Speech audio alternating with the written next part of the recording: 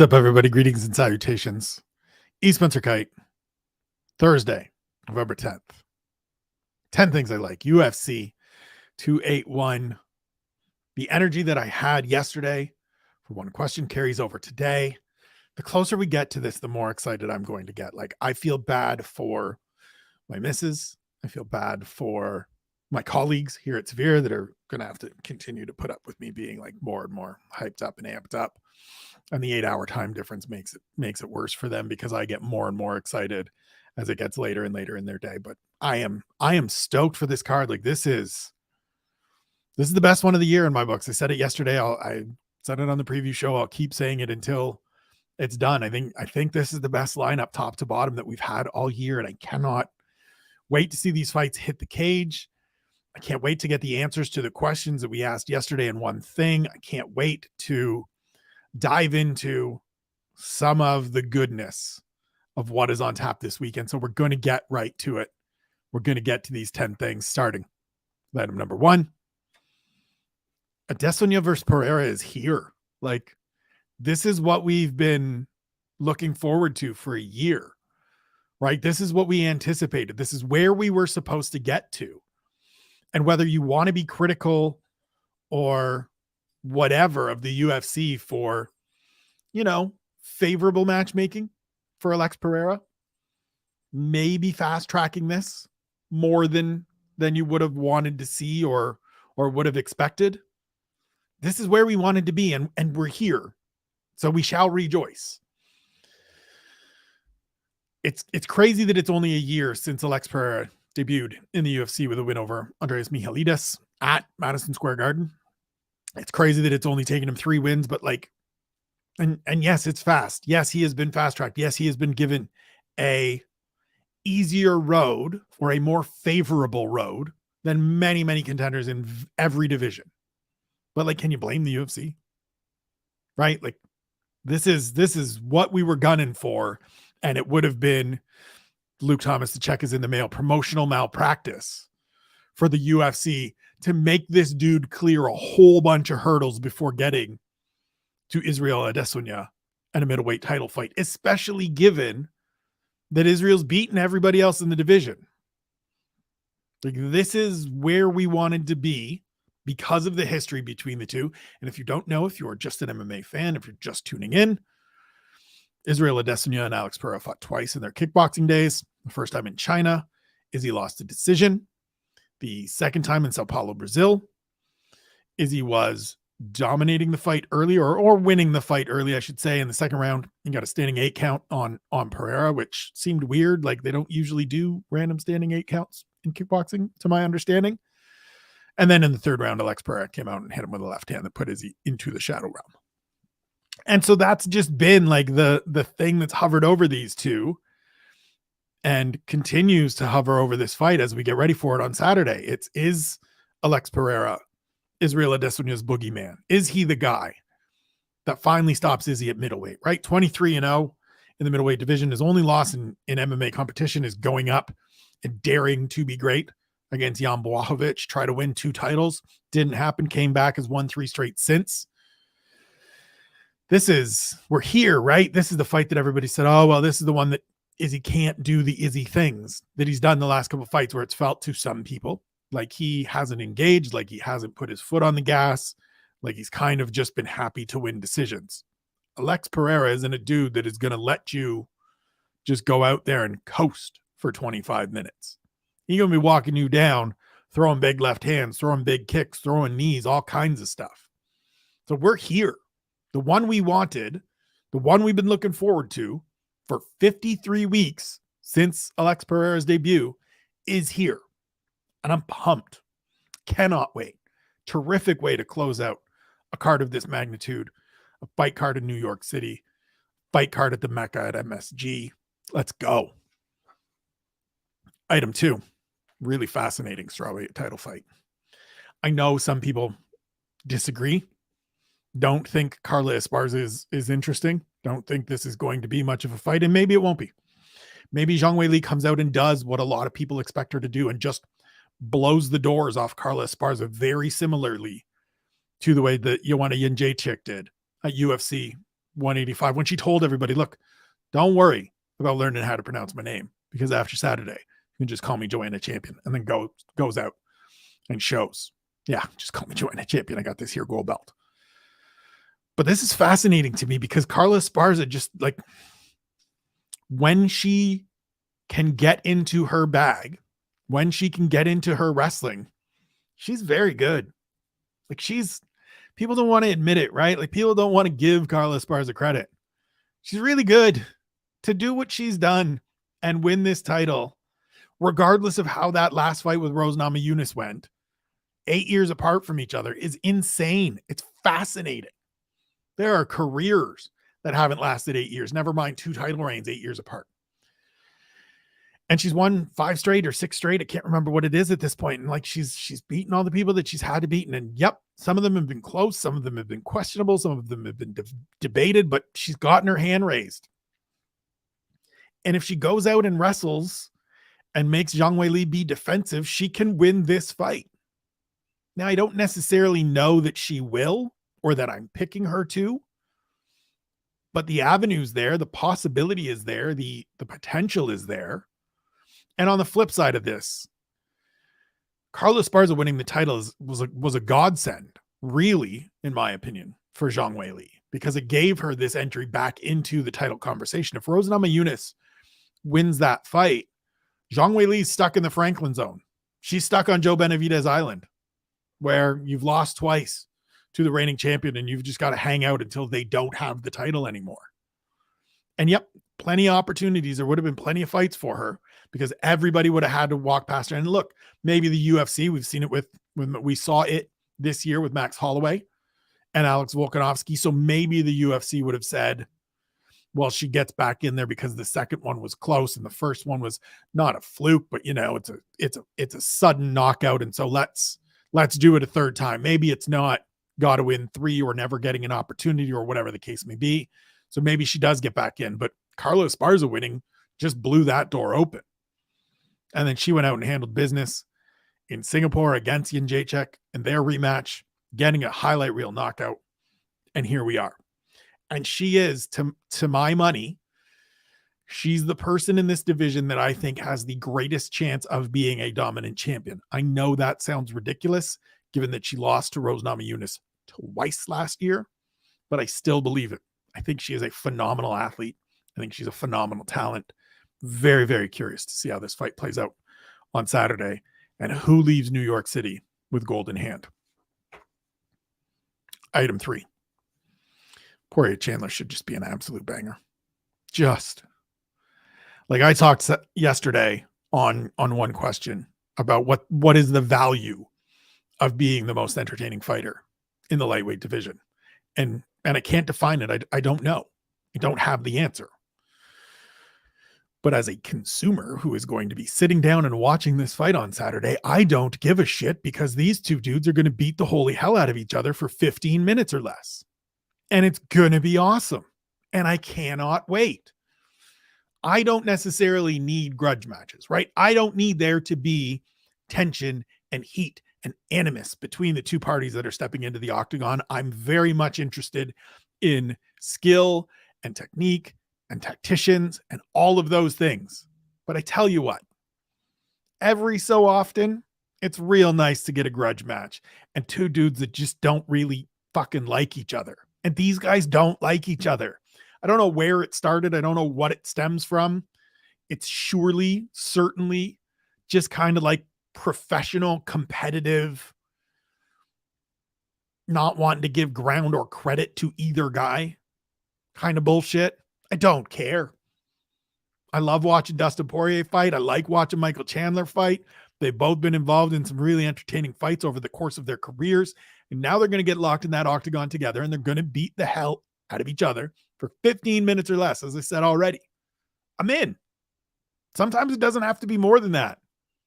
It doesn't need to be this great big thing where it's like all the ramifications. And the reason I like this fight is because of this mythic idea or this great story. Nah, I like this fight and I'm pumped to see it because these two dudes that are amongst the best in their respective divisions and amongst the most entertaining fighters in this sport are going to get in there and kick the shit out of one another.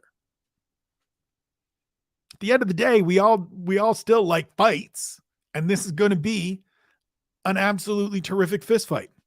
Let's go. Item 4. One of the best walkouts of all time. One last time. Listen, I don't know how Frankie Edgar's retirement fight on Saturday against Chris Gutierrez is going to go, but here's what I do know.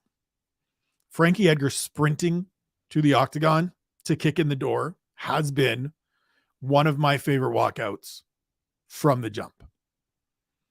It has taken on new meaning in the last couple of weeks as my wife and I have adopted a 75-pound American pit bull whose name, when we adopted him, was Biggie, based on the Notorious B.I.G., the artist behind Frankie Edgar's Kick in the Door, where that song starts with just Biggie. And so when I introduced this dog a couple weeks ago on Instagram, you're sure as shit right that I soundtracked it to Kick in the Door. And I'm looking forward to seeing Frankie sprint to the octagon on Saturday one last time with that song bumping through MSG and people going crazy. A couple other things with it. So at UFC 194, which is when Conor McGregor won the featherweight title, 13-second knockout win over Jose Aldo. We get back to the media room after Sean El-Shadi does his, oh my God, what just happened, run around the room that just made me laugh. And I still love to this day. Shouts to Shaheen.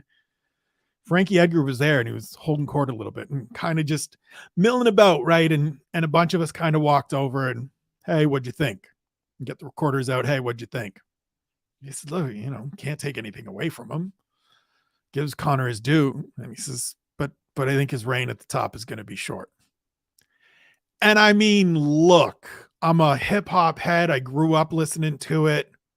It's Frankie Edgar saying it in front of me. And I just looked at him and was like, I think I've heard that before. And he looked over and smiled and had a laugh and said, yes. Didn't even think of that, but yes, correct.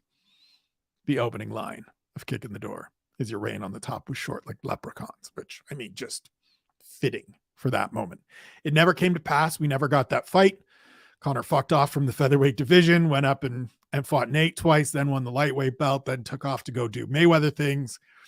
And it never came to pass, but that moment was dope. That quote was amazing. I will remember it till the day I am done with this sport and probably beyond. A whole bunch of entertaining fights, a terrific career, a bunch of great quotes, a bunch of great interviews. I cannot wait to hear that song one more time on Saturday night. Item the 5th, Claudio Puelles' entrance exam. Love this fight to open the main card. Claudio Puelles and Dan Hooker. It is the right test for the young Peruvian fighter at this time. So earlier this year, he submitted Clay Guida by knee bar. It was the first of his 3 knee bar finishes where it was, I don't want to say Hail Mary. So the other 2, so the first one against Felipe Silva was a Hail Mary, right? He's down on the cards. He just grabs at an knee bar, which we've seen lots of people do at various points, and it very seldom connects. He got it, got the win. The second one against Chris Grutzmacher 2 fights back. Grits kind of just hung out and I mean, listen, I'm not a grappler, but I've always maintained that when somebody starts fucking around with your leg and like chasing heel hooks and knee bars and looking at stuff, like just get your leg out of there. Either make them stand up or just don't be messing around with them on the ground because things go sideways real quick. And Grits hung out and he cleared and then he went back in and it went sideways real quick and his knee got jacked up. The one against Clay Guida, though, was like Claudio Puelles did a lot of really good things in that fight. He's, as I explained in my Fighter to Watch column. And listen, I'm sure at some point this week, Harry will correct me on some of this and set me straight on some of my Claudio Puelles intrigue and his setups and the things that he did well. But like, I think he did well against Clay Guida. I don't think that was a like fluky just happened to catch and you were messing around. Like he attacked that knee to get that finish. And he willingly went to the ground with Clay Guida, right? Guida shot in for a takedown. Poyes looked for a guillotine, used that to pull him on top of him, and then started chaining together different attacks, different looks. Was looking at a triangle, looked at an omoplata, went back to the triangle, eventually gets to the point where he can set up the knee bar and then got the finish. And it was really impressive to me. He's won 5 straight. He's 26 years old. He's coming into his physical and athletic prime. He's working with a good team at Kill Cliff. And now he gets the test that he needs to get. He's proven that he can beat that mid-pack level of fighter, right? That's where Clay Guida is at this point in his career. That's where Chris Gritzmacher has been throughout his career. Now he gets a step up. Now he gets a ranked guy. And this is really interesting to me because lightweight is in a bit of a changing of the guard right now. Yes, we still have sort of that triumvirate of Poirier, Chandler, and Justin Gaethje that is all the way up near the top of the division, hovering around contention. But we've got a new champion in Islam Makhachev. We've got emerging contenders in Beneil Dariush and Rafael Fiziev, who haven't had championship opportunities. We've got guys just a step behind them in Mateusz Gamrot and Arman Tsarukyan and Jalen Turner and Damir Ismagulov, who haven't had their opportunities and haven't had their biggest wins yet. And those still feel in front of them. And then we've got guys like Poyes right behind that pack, just outside of the rankings for now, in that second 15, looking to make that step forward. And this is the test. This is the one you've got to win in order to get there. And it doesn't mean if he loses on Saturday that he won't ever get there. But this is, does he get there now or does he get there later? We don't know what Dan Hooker we're going to get on Saturday as of yet, right? Because he's coming in on 2 straight losses. He's won only one of his last 5 fights. All of those fights are against elite competition. The losses are against extremely talented fighters. So this isn't a like hang your head. Dan Hooker is on the downside of things. He can come out here on Saturday and blow Poyes out of the water and show that homeboy ain't ready for the top 15. Back it up, son. Entirely possible, maybe even the most likely outcome. But I sure as shit am always interested in seeing 26-year-old kids that are on the rise get opportunities like this. This is what I want. This is what I crave and I talk about and wax on about on this show, on these shows that I do all the time. This is the stuff. It shouldn't be 7, 8, 9 fights before we're starting to get these tests. Here we go. He's won 5. He's been active regularly since last June, since June 2021. So this essentially, to me, even though it's a 5-fight winning streak now, this is really just 3 because the 2 before that were super spaced out. So to me, this is 3, and now you're getting a guy like Dan Hooker. Perfect. Love it. Can't wait to see it. And if he beats Dan Hooker, get him in there with somebody in the top 10. Find that next veteran test, or maybe he's the guy that you pair off with Jalen Turner, who's coming back from shoulder surgery or elbow surgery, something like that, but coming off a great win over Hooker's teammate, Brad Riddell, who is also on this card. Like, this is the one where you figure out where Claudio Poyes is at and what his 2023 is going to look like. And I'm all for it. I cannot wait. Pumped for this. We'll move down into some of the prelims for the second half of these 10 things. Item number 6, a big moment for Ryan Spann. Spann is a guy that I have been curious about since his time on the Contender Series. He fights Dominic Reyes this weekend on the prelims. He's a guy that to me has always had a profile of somebody that could be a contender, but up until recently, up until maybe even his last fight, hadn't quite fully figured it out. And I don't know that he actually has figured it all the way out yet. And what I mean is this: you look at his 2 losses in the UFC, and it's just 2 losses in the UFC. The first is a fight with Johnny Walker where he made some terrible decisions. Simply put, he made terrible decisions. He had Johnny Walker hurt multiple times and made bad decisions and lost the fight. Now, if you're his coach, Saif Saud, you will quickly point out that he took some elbows to the back of the head and that there was some poor strikes in that should have been called, that should have not been allowed. Fine. Agree. Not going to argue with Saif. but he still lost the fight. And the response that, many people have given Safe in that instance was, well, what was he doing hanging out there anyways? Which, fair point. The next one was a couple fights later against Anthony Smith in a fight where he comes out and he looks good to start and he looks to clinch up with Anthony Smith and he gets him in a body lock and he wraps him up and he lifts him and carries him over to the corner where the general and the rest of the Fortis corner is, and he slams him down to the cage. And as he lifted Anthony Smith up, you could see in Anthony Smith's face that he was going to make sure that Ryan Spann paid for this embarrassment, that he paid for daring to think you can carry me across the cage and put me on the ground in front of your coach and you're going to get the finish this way. And he did, in fact, make him pay.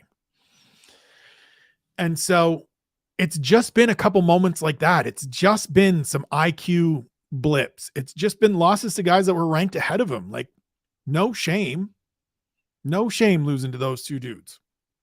Those are established top 15, and in Anthony Smith's case, top 10, former title challenger fighters. Like, it's hard to beat those guys. But I think Ryan has the potential and has the talents to do it. He is a gigantic human being. He has power in both hands. He has a nasty squeeze. He has very good jiu-jitsu. And again, he's a gigantic human being that when he's on top of you on the ground, it's a pain in the ass to get him off of you. This feels like an opportunity for him to go out and beat someone in that Anthony Smith, Johnny Walker range and get that win that he hasn't gotten yet. He looked very good against Iwan Kutilaba last time out, getting a first round finish. We don't know what kind of shape Reyes is in terms of mental, coming back for the first time in well over a year, 3-fight losing streak, all of the stuff that I touched on yesterday on One Question.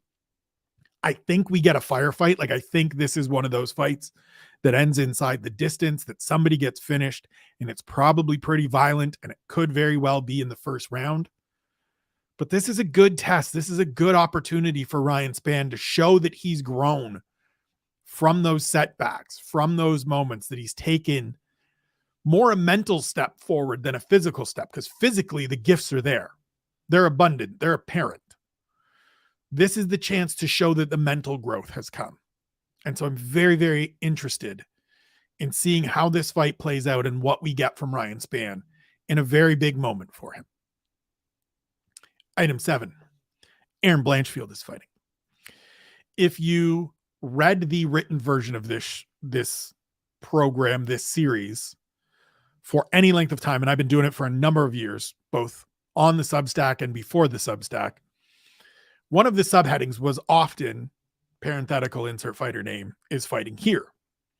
Donald Cerrone, Joe Lozon, various people that I am just like always interested in seeing them compete, always keen to watch them get in the cage. Aaron Blanchfield's one of those people. She might be the best prospect in the UFC. These things are, subjective, amorphous, hard to really, rank it out and define and put an actual official number 1, number 2. But she's on the short list. If you make a list, she's up near the top. 23 years old, 9-1 as a pro, 3-0 in the UFC. Only loss is a split decision to Tracy Cortez that she shouldn't have lost. And Tracy Cortez has gone on to do very good things since then, continue win all of her fights in the UFC thus far, climb into the flyweight rankings. I believe a spot ahead of Aaron Blanchfield. But I thought about making her my fighter to watch, and the only reason I didn't is because I think I did earlier this year on the Substack, and I didn't want to double up. But Aaron Blanchfield is one of those fighters that all the pieces are there, and I am enthralled. So, as I mentioned, Brazilian Jiu-Jitsu black belt. She won an EBI event, so pure grappling event, a couple of years ago. I think when she was 18. She's 23 now. I think it was when she was 18 or 19. So legit nasty grappler from a very early age and has been able to apply it over to MMA. She's also got some grit to her. She's also got some sandpaper to her. And I like that piece. She's also pretty sharp and pretty focused and stable in the moment. And I think we saw that in the fight with JJ Aldrich, her last fight. Aldrich came out and is just piecing her up on the feet. She's a better striker than her. The one moment that JJ Aldrich opened the door just a crack that Erin Blanchfield could maybe do something, she grabbed her neck and choked her out. I love to see that in any fighter, but you give me that in a 23-year-old that's just getting started at this level, that has all that room to grow, all that time to still build experience and develop and improve the other areas of her game that need improving, but are still solid enough as foundational pieces to get her to where she is now. I'm all in. All in. Got real estate on Erin Blanchfield Island. If anybody isn't interested, that's fine. I will take all the shares. I think she is a future title contender. I think she has the talent and the skills to one day wear UFC gold. Every time she fights, I will mention on this program, for as long as I do it, that Erin Blanchfield is fighting. Be excited. Make sure you watch this fight. And it's a great fight, right? Molly McCann comes into this fight riding high. It's the best she's ever been. She's doing as well as she has been. 3-fight winning streak, 2 knockouts this year in London. Big profile. Really blowing up. This is a fight people will be watching and paying attention to, and it's a show-out opportunity for Erin Blanchfield. And I think there will be people that come away from this weekend's event being like, you know who's really good and really scary? Erin fucking Blanchfield. And I will be over here being like, yeah, told you so. Let's go. Item 8. Potentially cool moment for Karolina Kowalkiewicz. If you listened to or watched One Question yesterday, first and foremost, thank you very much for watching. I greatly appreciate it. Secondly, you'll know that my question was whether Karolina Kowalkiewicz could have her Madison Square Garden moment. She's fought here before. UFC 205 against Joanna Jędrzejczyk. She entered as the undefeated strawweight title challenger. She suffered the first loss of her career. Things went sideways from there. She lost 6 of her next 7 fights, or 6 of her next 8 fights, excuse me. She had back-to-back wins over Jodie Esquibel and Felice Harrigan there. And for a long time, it looked like it just looked like it was over. She looked like she wasn't coming back. She took a couple of years off. She had a fight against Jessica Penne. She lost that one in the first round, got choked out. And it really felt like the wheels had come off and things were done for Karolina Kowalkiewicz. She came back in June. She got a quick submission win over Felice Herrig, who then announced her retirement. And you could see just the weight come off her shoulders and the joy that it brought her to get a victory. And I just I'm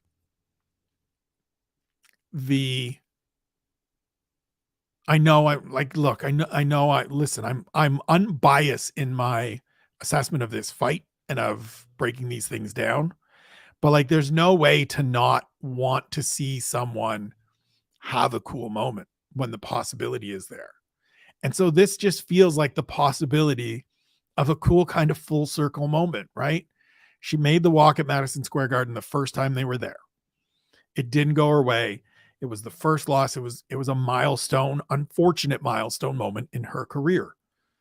And it just, to me, would be really cool if she goes out on Saturday and is able to get a victory at MSG and show that she's all the way back and back to being an active fighter, a competitive threat in this division by beating Silvana Gomez Juarez, who has lost 2 fights in the UFC by submission. So there is a path. Maybe I'm soft, maybe whatever. Maybe I've got a soft spot for Karolina Kowalkiewicz because we've had some conversations in the past.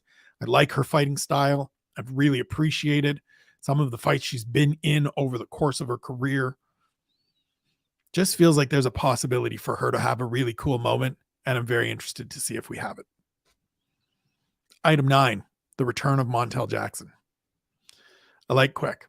I've liked Quick since I saw him on Contender Series winning his contract on season 2 in the summer of 2018. What I haven't liked is how infrequently he's fought since then. So as I mentioned yesterday, it's been 7 fights over the last 4+ years, which makes it really hard for even a very good prospect like Montel Jackson, to make headway in the best, deepest, most competitive division in the sport, the UFC 135-pound weight class, the bantamweight division. He gets a fight on Saturday against Julio Arce, who is a New York City guy who is coming off a win over Daniel Santos, who has looked mostly good in his return to the bantamweight division. He is a pros pro. He fought on the regional circuit in the tri-state area for a long time before getting the call to the UFC. You have to be good to beat Julio Arce. And so I'm eager to see what Jackson does in his debut of 2022. It's also frustrating to me that this is his first fight of the year. And look, injuries happen. Things come up. No fault to him. He's coming off a good year last year, though. 2 wins, finish over Jesse Strader, dominant decision over JP Bays after that.